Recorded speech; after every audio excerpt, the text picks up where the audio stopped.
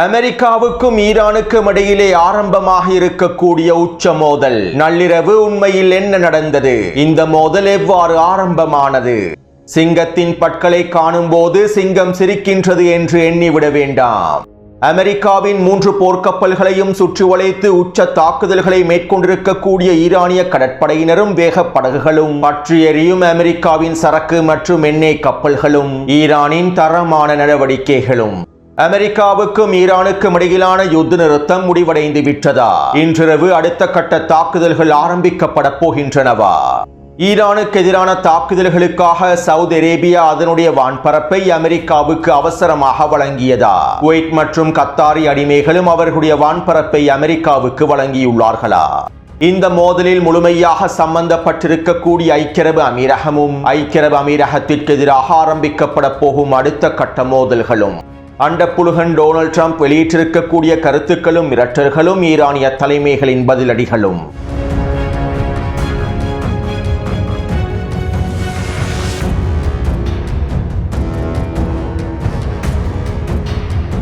இது ஈரான் அப்டேட்டின் 135வது காணொளியாகும். நேற்றிரவு வெளியிட்ட காணொளியை பார்வையிடாதவர்கள் கீழே இருக்கக்கூடிய லிங்கினை பயன்படுத்தி பார்வையிடுங்கள். நள்ளிரவு வேளையில் அமெரிக்காவுக்கும் ஈரானுக்கும் இடையிலான மோதலானது உச்சக்கட்டத்தை அடைந்திருந்தது. யாரும் எதிர்பார்க்காத வகையில் அமெரிக்காவுக்கும் ஈரானுக்கும் இடையிலான மோதல்கள் உச்சக்கட்டத்தை அடைந்திருந்தன.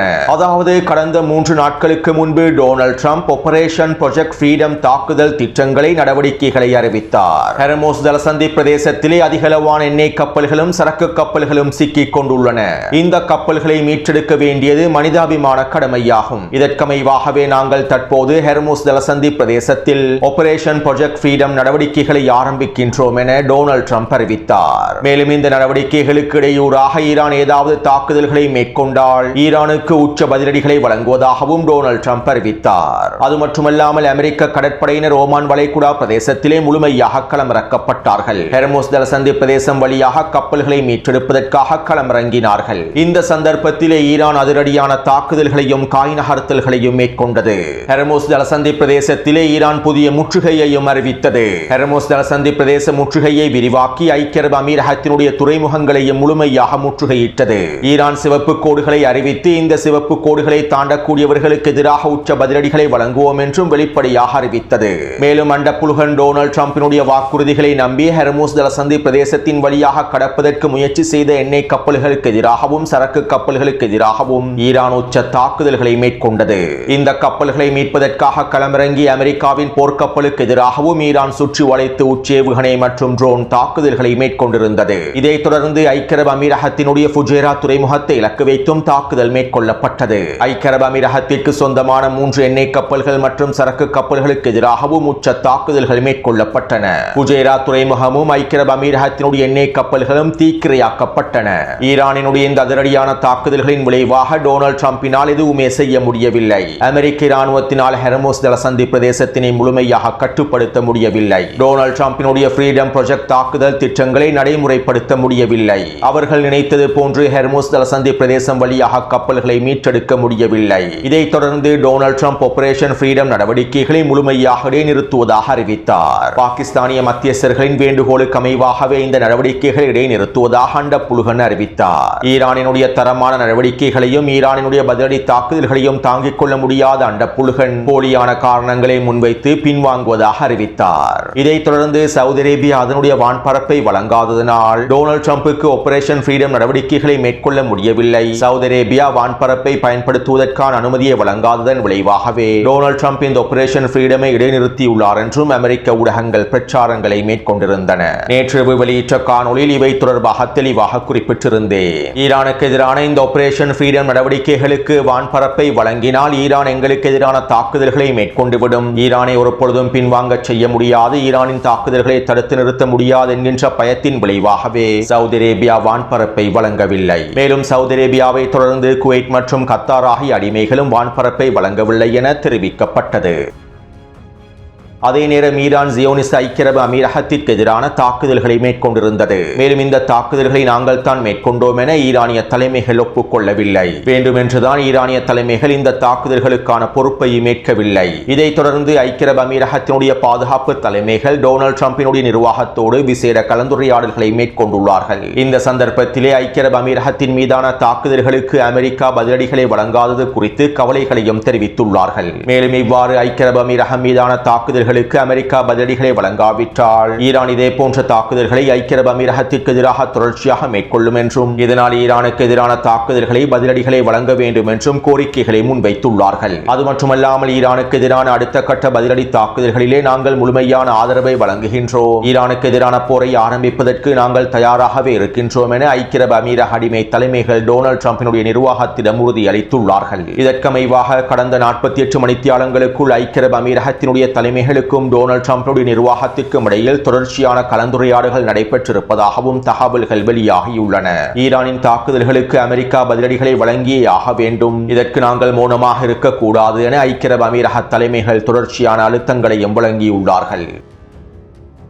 இதைத் தொடர்ந்து நேற்று மாலை அமெரிக்க வெளியுறவுத்துறை அமைச்சர் மார்க்கோ ரூபியோ சவுதி அரேபியாவினுடைய வெளியுறவுத்துறை அமைச்சரோடு தொலைபேசியில் உரையாடி இருப்பதாக தெரிவிக்கப்படுகின்றது. ஆபரேஷன் ஃப்ரீடம் நடவடிக்கைகளுக்கு சவுதி அரேபியா வான்பரப்பை வழங்காமல் இருந்தது டொனால்ட் ட்ரம்புக்கு கவலையை ஏற்படுத்தி இருப்பதாகவும் இவற்றை நாங்கள் எதிர்பார்க்கவில்லை என்றும் அமெரிக்க வெளியுறவுத்துறை அமைச்சர் மார்க்கோ ரூபியோ கருத்துக்களை வெளியிட்டுள்ளார். மேலும் நாங்கள் ஈரானுக்கு எதிரான முழுநீள போரை ஆரம்பிக்கவில்லை. ஐக்கிய அரபு அமீரகத்திற்கு எதிரான தாக்குதல்களுக்கு பதிலடிகளை வழங்க வேண்டும். இந்த பதிலடிகளை வழங்க கூடிய வரையறுக்கப்பட்ட தாக்குதல்களைத்தான் நாங்கள் மேற்கொள்ளப் போகின்றோம். இதற்கு சவுதி அரேபியா அதனுடைய வான்பரப்பை பயன்படுத்துவதற்கு அனுமதிகளை வழங்க வேண்டும் என அமெரிக்க வெளியுறவுத்துறை அமைச்சர் தெரிவித்துள்ளார். இதைத் தொடர்ந்து சவுதி அரேபிய கொத்தடிமைகள் தங்களுடைய வான்பரப்பை பயன்படுத்துவதற்கான அனுமதியையும் வழங்கியுள்ளார்கள். மேலும் கத்தார் மற்றும் குவைத் அடிமைகளும் தங்களுடைய வான்பரப்பையும் வழங்குவதாக தெரிவித்துள்ளார்கள். அத்தோடு இந்த நிலைமை எதிர்பார்க்கப்பட்ட விடயம்தான். இந்த கொத்தடிமைகளினால் அமெரிக்காவினுடைய அழுத்தத்திலிருந்து ஒரு பொழுதும் வெளியே வர முடியாது. மேலும் இவர்கள் ஈரானிடமிருந்து அடி இதற்கு பின்பும் பாடத்தினை கற்றுக்கொள்ளவில்லை. ஏனென்றால் இவர்கள் கொத்தடிமைகள். இவர்கள் ஜியோனிஸ் அரபு தலைவர்கள். அமெரிக்காவையும் ஜியோனிஸ் ஆக்கிரமிப்பையுமே எப்போது முழுமையாக ஆதரிப்பார்கள். ஜியோனிச கொள்கைகளையே இவர்கள் நடைமுறைப்படுத்துவார்கள். எனவே இதற்கமைவாகவே இந்த கொத்தடிமைகள் அவர்களுடைய வான்பரப்பை பயன்படுத்துவதற்கான அனுமதியையும் அவர்களுடைய முதலாளிக்கு வழங்கியுள்ளார்கள். இதைத் தொடர்ந்து இலங்கை நேரப்படி நள்ளிரவு 1 மணி அளவில் அமெரிக்கா ஈரானுக்கு எதிரான தாக்குதல்களை ஆரம்பித்தது.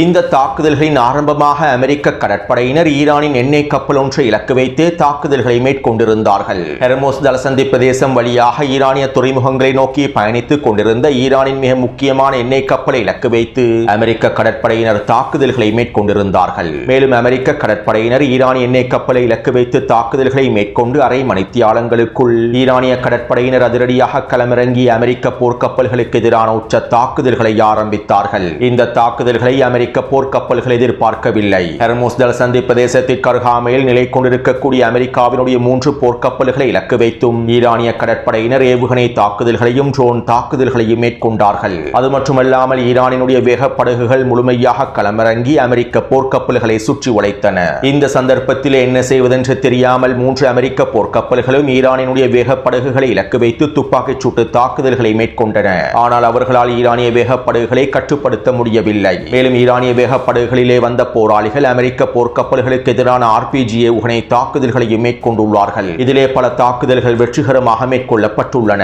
மேலும் 3 அமெரிக்க போர்க்கப்பல்களில் ஒரு போர்க்கப்பலையாவது முழுமையாக மூழ்கடிக்க வேண்டும் என்பதற்காகவே ஈரானிய கடற்படையினரும் வேகப்படகுகளும் உச்ச தாக்குதல்களை மேற்கொண்டார்கள். இந்த சந்தர்ப்பத்திலே அமெரிக்க போர்க்கப்பல்களை பாதுகாப்பதற்காக அமெரிக்காவினுடைய விமானப்படை முழுமையாக களமிறங்கியது. இதற்கமைவாக அமெரிக்காவினுடைய வான்படையானது ஈரானினுடைய கடற்கரை பிரதேசங்களை இலக்கு வைத்து உச்ச தாக்குதல்களை மேற்கொண்டது. அமெரிக்க போர்க்கப்பல்கள் மீதான உச்ச தாக்குதல்களை தடுத்து நிறுத்துவதற்காகவும் அமெரிக்க போர்க்கப்பல்களை பாதுகாப்பதற்காகவுமே அமெரிக்காவினுடைய விமானப்படையானது பந்தர் அப்பாஸ் பிரதேசத்தை இலக்கு வைத்து மேனிய கடற்கரை பிரதேசங்களை இலக்கு வைத்தும் தாக்குதல்களை மேற்கொண்டது. அதே போன்று ஹெர்முஸ் ஜலசந்தி பிரதேசத்தில் இருக்கக்கூடிய கஷம் தீவை இலக்கு வைத்தும் தாக்குதல்களை மேற்கொண்டது. மேலும் மினா பிரதேசத்தில் இருக்கக்கூடிய கடற்படை தளத்தை இலக்கு வைத்தும் அமெரிக்கா உச்ச வான்வழி தாக்குதல்களை மேற்கொண்டது. இந்த வான்வழி தாக்குதல்கள் மேற்கொள்ளப்படும் சந்தர்ப்பத்திலும் ஈரானிய கடற்படையினரும் வேக படகுகளும் அமெரிக்காவினுடைய போர்க்கப்பல்களுக்கு எதிரான தாக்குதல்களை நிறுத்தவில்லை. ஒரு போர்க்கப்பலையாவது மூழ்கடிக்க வேண்டும் என்பதற்காக உச்ச தாக்குதல்களை மேற்கொண்டிருந்தார்கள். மேலும் இந்த தாக்குதலிலே குறித்த போர்க்கப்பல்கள் மிகப்பெரிய சேதங்களை அடைந்திருந்தன. அமெரிக்க இராணுவம் நினைத்து கூட பார்க்க முடியாத சேதங்கள் ஏற்படுத்தப்பட்டிருந்தன. இதைத் தொடர்ந்து எதுவுமே செய்ய முடியாத அமெரிக்காவினுடைய போர்க்கப்பல்கள் அவசரமாக பின்வாங்கின. ஹெர்முஸ் ஜலசந்தி பிரதேசத்திலிருந்து ஓமான் வளைகுடா பிரதேசம் வரையில் நகர்ந்தார்கள். அதே நேரம் ஈரானிய இராணுவத்தினை திசை திருப்புவதற்காக தெஹ்ரான் மற்றும் ஈரானின் வடமேற்கு பிரதேசங்களை இலக்கு வைத்து ட்ரோன் தாக்குதல்களும் மேற்கொள்ளப்பட்டிருந்தன. டசன் கணக்கான ட்ரோன்கள் தெஹ்ரான் மற்றும் மேற்கு பிரதேசத்தினூடாக களமிறக்கப்பட்டிருந்தன. இந்த ட்ரோன்களை ஈரானிய வான் பாதுகாப்பு படைப்பிரிவினர் முழுமையாக சுட்டு வீழ்த்தியுள்ளார்கள். எந்த ஒரு தாக்குதலும் தெஹ்ரான் மற்றும் வடமேற்கு பிரதேசத்திலே மேற்கொள்ளப்படவில்லை. அனைத்து தாக்குதல்களையும் ஈரானிய வான் பாதுகாப்பு படையினர் வெற்றிகரமாக முறியடித்துள்ளார்கள். இவை தொடர்பான காணொளிகளை டெலிகிராம் சேனலில் பதிவிட்டுள்ளேன். இதைத் தொடர்ந்து ஈரானிய கடற்படையினர் ஐக்கிய அரபு அமீரகத்தின் துறைமுகத்திலே நிலை கொண்டிருக்கக்கூடிய அமெரிக்காவின் கப்பல்களுக்கு எதிராக தாக்குதல்களை மேற்கொண்டார்கள். இந்த தாக்குதலிலே அமெரிக்காவினுடைய ஒரு எண்ணெய் கப்பலும் சரக்கு கப்பலும் தீப்பற்றி எரிந்திருப்பதாக தெரிவிக்கப்படுகின்றது. ஐக்கிய அரபு அமீரகத்தினுடைய துறைமுகத்தில் நிலை கொண்டிருக்கக்கூடிய இந்த கப்பல்களை இலக்கு வைத்து ஈரானிய கடற்படையினர் வீரியமான ஏவுகணை தாக்குதல்களை மேற்கொண்டுள்ளார்கள். மேலும் இந்த தாக்குதல்களை தொடர்ந்து அமெரிக்க கடற்படையானது முழுமையாக பின்வாங்கியுள்ளது. அமெரிக்க போர் விமானங்களும் முழுமையாக பின்வாங்கின. ஈரானினுடைய உச்ச தாக்குதல்களை சமாளிக்க முடியாமலேயே அமெரிக்க போர் விமானங்கள் அவசரமாக முழுமையாக பின்வாங்கின. அத்தோடு ஈரானுக்கு எதிரான தாக்குதல்களை மேற்கொள்வதற்காக களமிறங்கியிருந்த அனைத்து போர் விமானங்களும் ஐக்கிய அரபு அமீரகத்தினுடைய வான்பரப்பு முழுமையாக பயன்படுத்தப்பட்டிருந்தது. ஐக்கிய அரபு அமீரகத்தினுடைய விமான கட்டளை தளங்களும் பயன்படுத்தப்பட்டிருந்தன. இதனை உறுதிப்படுத்தக்கூடிய ஆதாரங்களையும் டெலிகிராம் சேனலில் பதிவிட்டுள்ளேன். எனவே கிட்டத்தட்ட 3 மணித்தியாலங்களுக்கு மேலாக நடைபெற்ற மோதல்கள் அமெரிக்க கடற்படையினுடைய முழுமையான பின்வாங்குதலோடு அமெரிக்க போர் விமானங்களுடைய முழுமையான பின்வாங்குதலோடு முடிவுக்கு கொண்டு வரப்பட்டது. மேலும் இந்த மோதல்கள் தொடர்பாக ஈரானினுடைய தஸ்னீம் ஊடகம் இவ்வாறு தெரிவித்துள்ளது. டொனால்ட் ட்ரம்ப் ஹெர்முஸ் ஜலசந்தி பிரதேசத்திலே ஆபரேஷன் ஃப்ரீடம் நடவடிக்கைகளை அறிவித்ததை தொடர்ந்து ஈரான் மேற்கொண்ட தாக்குதல்களில் ஃபுஜேரா துறைமுகமும் பல எண்ணெய் கப்பல்களும் தீப்பற்றி எரிந்தன. இந்த சந்தர்ப்பத்திலே ஐக்கிய அரபு அமீரகத்தின் துறைமுகத்திற்கு அருகாமையில் அமெரிக்காவினுடைய 3 போர்க்கப்பல்களும் சிக்கிக் கொண்டன. டொனால்ட் ட்ரம்ப் இந்த நடவடிக்கைகளை நிறுத்திவிட்டதாக அறிவித்ததை தொடர்ந்து குறித்த 3 போர்க்கப்பல்களினாலும் ஈரானினுடைய அச்சுறுத்தல்களை தாண்டி பயணிப்பதற்கு முடியவில்லை. மீண்டும் ஓமான் வளைகுடா பிரதேசத்தை நோக்கி நகர்வதற்கு குறித்த போர்க்கப்பல்களினால் முடியவில்லை. இதனால் ஐக்கிய அரபு அமீரகத்தினுடைய கட்டுப்பாட்டு கடல் பகுதிக்குள்ளேயே இந்த 3 அமெரிக்க போர்க்கப்பல்களும் நிலை கொண்டிருந்தன. மேலும் இரவு வேளையில் டொனால்ட் ட்ரம்ப் இந்த 3 போர்க்கப்பல்களையும் பாதுகாப்பாக ஓமான் வளைகுடா பிரதேசத்தை நோக்கி நகர்த்துவதற்கு திட்டமிட்டார். ஈரானினுடைய முற்றுகையினால் சிக்கிக் கொண்டிருக்கக்கூடிய 3 போர்க்கப்பல்களையும் பாதுகாப்பதற்கு டொனால்ட் ட்ரம்ப் முடிவுகளை எடுத்தார். இதற்கமைவாகவே ஈரான் எண்ணெய் கப்பல் இலக்கு வைத்து தாக்குதல்களை மேற்கொண்டு விட்டு ஈரானை திசை திருப்பிவிட்டு 3 போர்க்கப்பல்களையும் எப்படியாவது ஓமான் வளைகுடா பிரதேசத்திற்கு நகர்த்திவிட முடியும் என அமெரிக்க இராணுவம் திட்டமிட்டது. ஆனால் களத்திலே ஈரானிய கடற்படையினர் 3 போர்க்கப்பல்களையும் விடவில்லை. 3 போர்க்கப்பல்களையும் சுற்றி வளைத்து வீரியமான தாக்குதல்களை மேற்கொண்டார்கள். அமெரிக்க இராணுவம் எதிர்பார்க்காத தாக்குதல்களை மேற்கொண்டார்கள். இந்த தாக்குதலின் இறுதியில் பல இழப்புகளோடு பல சேதங்களோடு 3 போர்க்கப்பல்களும் ஓமான் வளைகுடா பிரதேசத்தை நோக்கி பின்வாங்கியுள்ளன. மேலும் இந்த தாக்குதல்களை தாங்கிக் கொள்ள முடியாத அமெரிக்கா ஈரானின் கடற்கரை பிரதேசங்களை இலக்கு வைத்து வான்வழி தாக்குதல்களை மேற்கொண்டது. இருப்பினும் அமெரிக்க போர்க்கப்பல்களுக்கு ஏற்படுத்தப்பட்டிருக்கக்கூடிய இழப்பானது மிகப்பெரியதாகும். மேலும் ஹெர்முஸ் ஜலசந்தி பிரதேசத்தை ஈரான் முழுமையாக கட்டுப்படுத்துகின்றது என்பது உறுதி செய்யப்பட்டுள்ளது. அமெரிக்காவினுடைய கடற்படையை ஈரானிய கடற்படையினர் வேக படகுகள் முழுமையாக துரத்தி அடித்துள்ளார்கள் என தஸ்னீம் ஊடகம் அறிவித்துள்ளது. இந்த தாக்குதல்களை தொடர்ந்து அமெரிக்க மத்திய கட்டளை தளம் அறிவிப்பொன்றை வெளியிட்டது. நாங்கள் ஈரானுக்கு எதிரான போரை ஆரம்பிக்கவில்லை. ஹெர்முஸ் ஜலசந்தி பிரதேசத்தில் எங்களுடைய அமெரிக்க கப்பல்கள் சென்றன. மேலும் எங்களுடைய போர்க்கப்பல்களை இலக்கு வைத்து ஈரான் தான் தாக்குதல்களை மேற்கொண்டது. இந்த தாக்குதலின் போது தற்காப்பு நடவடிக்கைகளை மேற்கொள்ள வேண்டும் என்பதற்காகவே நாங்களும் பதிலடி தாக்குதல்களை மேற்கொண்டோம். நாங்கள் தற்காப்பு தாக்குதல் மூலமாகத்தான் பதிலடிகளை வழங்கினோம். மேலும் எங்களுடைய 3 போர்க்கப்பல்களும் பாதுகாப்பாக இருக்கின்றன. ஈரானிய கடற்படையினால் எங்களுடைய 3 போர்க்கப்பல்களுக்கும் எந்த விதமான சேதமும் ஏற்படவில்லை. ஒரு சிறிய சேதம் கூட எங்களுடைய போர்க்கப்பல்களுக்கு ஏற்படவில்லை. அதே நேரம் நாங்கள் ஈரானிய கடற்படையின் பல வேக படகுகளை முழுமையாக மூழ்கடித்து விட்டோம் என அமெரிக்காவினுடைய மத்திய கட்டளை தளம் அறிக்கை ஒன்றை வெளியிட்டிருந்தது. உண்மையில் தற்போது அண்டப்புழுகனுடைய அறிக்கையையும் அண்டப்புழுகனுக்கு கீழால் இருக்கக்கூடிய இராணுவத்தினுடைய அறிக்கையையும் அமெரிக்க மக்கள் நம்புவதில்லை. மேலும் அமெரிக்க மத்திய கட்டளை தளம் வெளியிட்டிருக்கக்கூடிய இந்த அறிக்கையை வைத்து அமெரிக்க போர்க்கப்பல்கள் எவ்வளவு அடிவாங்கியிருக்கும் என்பதனை அனைவரும் புரிந்து கொண்டிருப்பார்கள். இதைத் தொடர்ந்து டொனால்ட் ட்ரம்ப் ட்ரூத் சோஷியல் தளத்தில் இவ்வாறு பதிவிட்டார். 3 உலகத் தரம் வாய்ந்த அமெரிக்காவினுடைய போர்க்கப்பல்கள் கடுமையான தாக்குதல்களுக்குள்ளாகிய நிலையிலும் ஹெர்முஸ் ஜலசந்தி பிரதேசத்தை கடந்து சென்றன. இந்த 3 போர்க்கப்பல்களுக்கும் எந்தவிதமான சேதமும் ஏற்படவில்லை. ஆனால் ஈரானிய கடற்படையினருக்கும் வேகப்படகுகளுக்கும் மிகப்பெரிய சேதம் ஏற்படுத்தப்பட்டது. எங்களுடைய போர்க்கப்பல் மீது ஏவப்பட்ட ஏவுகணைகளை நாங்கள் சுட்டு வீழ்த்தினோம். ஈரானினுடைய அனைத்து தாக்குதல்களையும் நாங்கள் முறியடித்தோம். ஒரு சாதாரண நாடாக இருந்தால் எங்களுடைய இந்த போர்க்கப்பல்களை செல்வதற்கு அனுமதித்திருப்பார்கள். ஹெர்முஸ் ஜலசந்தி பிரதேசம் என்பது பொதுவான கப்பல் போக்குவரத்து பிரதேசமாகும். ஒரு சாதாரண நாடு இதற்கான அனுமதிகளை வழங்கி இருக்கும். ஆனால் ஈரான் ஒரு சாதாரண நாடு அல்ல. அவர்கள் பைத்தியக்காரர்களினால் வழிநடத்தப்படுகின்றார்கள். இதனால் தான் அவர்கள் எங்களுடைய போர்க்கப்பல்களை இலக்கு வைத்து தாக்குதல்களை மேற்கொள்கின்றார்கள். எங்களுடைய போர்க்கப்பல்களுக்கான அனுமதிகளை மறுக்கின்றார்கள். இவர்களிடம் அணு ஆயுதம் கிடைத்தால் எவ்வாறு இருக்கும் என்பதனை யோசித்து பாருங்கள். அவர்கள் நிச்சயமாக எந்தவிதமான சந்தேகமும் இல்லாமல் அணு ஆயுதத்தினை எங்களுக்கு எதிராக பயன்படுத்துவார்கள். மேலும் அவர்கள் அவசரமாக ஒப்பந்தத்தில் கையொப்பமிட வேண்டும். இல்லாவிட்டால் நாங்கள் அவர்களை வன்முறையாக வீழ்த்துவோம். ஈரானுக்கு எதிரான உச்ச தாக்குதல்களை ஆரம்பிப்போம் என டொனால்ட் ட்ரம்ப் ட்ரூத் சோஷியல் தளத்தில் பதிவிட்டார். உண்மையிலேயே அண்ட புல்கனுடைய இந்த கருத்துக்களை நினைக்கும் போது சிரிப்பாகவே இருக்கின்றது. அத்தோடு நள்ளிரவு ஈரானுக்கு எதிராக மேற்கொள்ளப்பட்டிருக்கக்கூடிய தாக்குதல்களில் ஐக்கிய அரபு அமீரகம் முழுமையாக சம்பந்தப்பட்டுள்ளது. ஜியோனிஸ் ஐக்கிய அரபு அமீரகத்தின் புகழ்பெற்ற அரசியல் விமர்சகர் அம்ஜத் தாஹா எக்ஸ் தளத்திலே சில பதிவுகளை வெளியிட்டிருந்தார். இதிலே ஈரானின் பந்தர் அப்பாஸ் துறைமுகத்திற்கு அருகாமையில் இருக்கக்கூடிய கட்டிடத்தினுடைய இருப்பிடமும் காஷம் தீவில் இருக்கக்கூடிய மிக முக்கியமான தளங்களுடைய இருப்பிடமும் குறிக்கப்பட்டிருந்தது. மேலும் இவர் எக்ஸ் தளத்தில் இந்த பதிவுகளை வெளியிட்டு அரை மணித்தியாலங்களுக்குள் அமெரிக்க போர் விமானங்கள் குறித்த பிரதேசங்களை இலக்கு வைத்து தாக்குதல்களை மேற்கொண்டிருந்தன. மேலும் இது ஐக்கிய அரபு அமீரகமும் அமெரிக்காவும் ஒருங்கிணைத்தே இந்த தாக்குதல்களை மேற்கொண்டுள்ளார்கள் என்பதனையும் உறுதிப்படுத்துகின்றது. மேலும் ஈரானுக்கு எதிரான இந்த தாக்குதல்களில் ஐக்கிய அரபு அமீரகம் நேரடியாக சம்பந்தப்பட்டுள்ளது. ஐக்கிய அரபு அமீரகத்தினுடைய சொந்த இராணுவ கட்டளை தளங்கள் பயன்படுத்தப்பட்டுள்ளது என்பதும் உறுதி செய்யப்பட்டுள்ளது. இவற்றை ஈரானிய ஊடகங்கள் தற்போது தொடர்ச்சியாக வெளியிட்டு வருகின்றார்கள். மேலும் இவ்வாறு ஈரானிய ஊடகங்கள் இந்த தகவல்களை தொடர்ச்சியாக வெளியிட்டு வருவதற்கான காரணம் ஐக்கிய அரபு அமீரகத்திற்கு எதிரான விருந்துக்கள் தயாராகி வருவதேயாகும். அத்தோடு இன்று காலை நடைபெற்ற ஊடக சந்திப்பில் டொனால்ட் ட்ரம்ப் இவ்வாறு தெரிவித்தார். ஈரானுக்கு எதிராக மேற்கொள்ளப்பட்ட தாக்குதல்கள் ஒரு உபசரிப்பு தாக்குதல் மாத்திரமே. இது ஒரு லவ் டெப் ஆகும். இந்த தாக்குதலினால், இந்த மோதல்களினால் போர் நிறுத்தம் முடிவுக்கு வர மாட்டாது. தற்போது எங்களுக்கும் ஈரானுக்கும் இடையில் போர் நிறுத்தம் நடைமுறைப்படுத்தப்படுகின்றது. போர் நிறுத்தம் முடிவடையவில்லை என டொனால்ட் ட்ரம்ப் தெரிவித்துள்ளார்.